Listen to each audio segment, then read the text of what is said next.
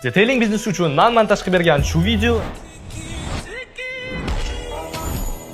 naq 7 million prosmotr yig'di. Buni asosiy sababi shu 3 ta narsada. Birinchisi trenddagi muzika. Videodan video montaj qiladiganlar yaxshi biladi. Hip hop, rap yoki boshqa turdagi muzikalardan ko'ra trenddagi funk muzikalarga qilingan videolar ancha ko'proq prosmotr yig'adi. Ikkinchisi kadrlar ketma-ketligi. Bunaqa videolarda kadrlar ketma-ketligi muhim rol o'ynaydi. Hatto ketma-ketlikda qo'yilgan kadrlar sizning ishingizni arzon va sifatsiz qilib ko'rsatib qo'yadi. Mana oddiy misol.